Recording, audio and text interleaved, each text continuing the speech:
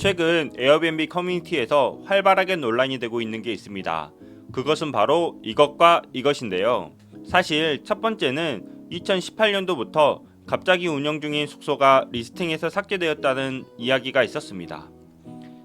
2022년 국회 행정안전위원회 국정조사 후 드디어 한국 에어비앤비도 일본과 같이 사업자 있는 숙소만 이제 등록이 될 수 있게 바뀐다고 합니다.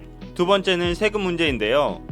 에어비앤비로 발생한 소득이 국세청에게 공유되어 많은 호스트들에게 소득세 정정 요청이 나왔고 가산세까지 납부되었다는 이야기가 나오고 있습니다. 사실 원론적으로 위 케이스는 합법적으로 운영을 했다면 걱정이 없었던 문제인데요. 아직도 강사들이 원룸 및 오피스텔 등 합법적이지 않는 공간에서 에어비앤비 부업 강의를 한다는 이야기도 있습니다. 에어비앤비 8년차로서 이 영상을 보신 모든 분들이 합법적으로 에어비앤비 창업할 수 있도록 소규모 숙박사업 종류를 정리하였고 이러한 내용을 영상에서 풀어보도록 하겠습니다.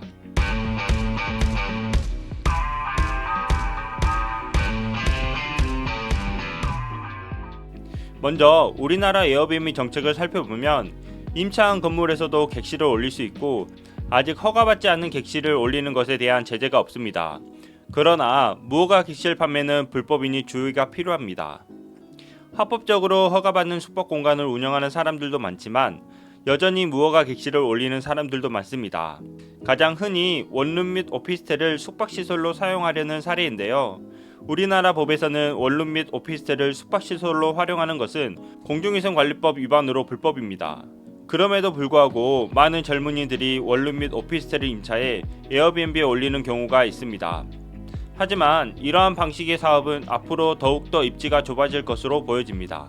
일본의 사례를 보면 2018년 6월에 신민박법이 제정되어 많은 에어비앤비 호스트가 리스트에서 삭제되었습니다. 이로 인해 약 4만여 명의 호스트가 삭제되었다고 합니다.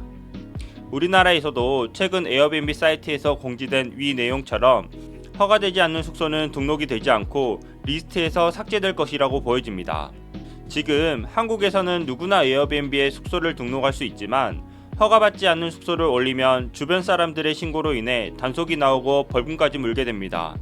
또한 허가받지 않는 숙소를 이용한 손님들이 오히려 호스트를 협박하는 경우도 종종 있습니다. 따라서 합법적인 시설을 가지고 사업을 하는 것이 가장 좋습니다. 자, 그럼 도시에서 합법적으로 소규모 숙박 사업을 할 수 있는 방법을 소개해 드리겠습니다. 첫 번째, 모텔이나 요강 같은 정식 숙박시설을 구입하거나 임차하여 사업하는 것입니다.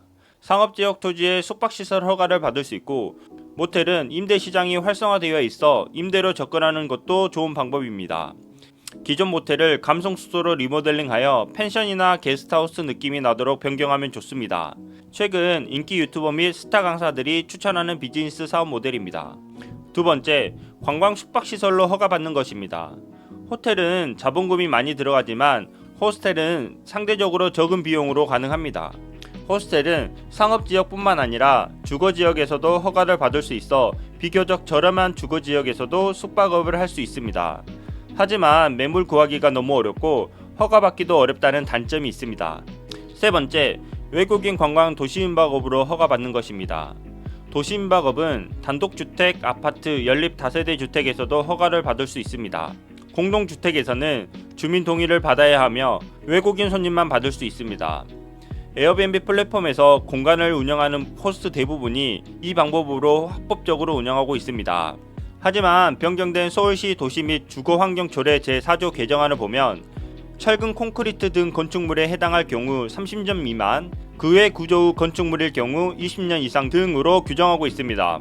외국인 관광 도시임박업 등록 승인 시 노후 불량 건축물 기준, 적용의 적정성 여부 등은 수립권자인 문화체육관광부 또는 등록업 승인권자인 해당 자치구청장에게 문의하여 주시기 바랍니다. 문체부에서 인허가 담당 공무원용으로 만든 업무지침 문서에 내용이 추가되었다고 합니다. 현재 일부 지자체에서 위측 자료와 같이 노후 건축물 문서를 제기한다고 합니다. 앞으로 점점 외국인 관광 도시임박업 허가받기가 어려워졌다고 생각합니다. 네 번째, 위험 공유숙박 실증 특례 허가받는 것입니다. 위험 공유숙박 실증 특례를 활용하고 위험 오픈호스팅 기능을 이용한다면 합법적으로 외국인은 180일, 내국인은 위험해서 합법적으로 예약을 받을 수 있습니다. 하지만 단점으로는 에어비앤비 수수료 3% 및 위험 오픈 호스팅 수수료 7% 두 번 수수료를 내야 합니다. 다섯 번째, 한옥 체험업으로 허가받는 것입니다. 한옥 건물을 구입하거나 임차하여 사업하는 것이며 한옥 체험업은 내국인 손님도 받을 수 있습니다. 한옥 수도를 찾는 사람들이 증가하고 있어 도시에 있는 한옥 건물을 활용하면 좋은 사업 기회가 될 수 있습니다. 에어비앤비에 있어서 한옥 물건이 저는 가장 좋다고 생각합니다. 하지만 수요 공급 원리에 따라 모 법인에서 한옥을 삭스리하는 바람에 한옥 매매 및 월세가 많이 상승하였고 인테리어 비용도 많이 들어가기 때문에 자본이 많은 분들이 할 수 있는 방법으로 생각합니다. 제가 이 영상을 찍게 된 이유는 여러분이 단기적인 수익을 위해 불법적인 방법을 선택하지 않기를 바라는 마음에서입니다. 저도 처음엔 쉽게 돈을 벌고 싶은 마음에 불법적인 방법을 고려했었지만 결국 큰 손해를 보게 되었습니다. 결국 에어비앤비 사업을 시작하는 것은 큰 도전일 수 있지만 합법적으로 운영하면 더 큰 성공을 거둘 수 있습니다. 단기적인 수익을 위해 불법적인 방법을 선택하기보다는 장기적인 안목으로 정직하게 사업을 운영하는 것을 적극 추천드립니다.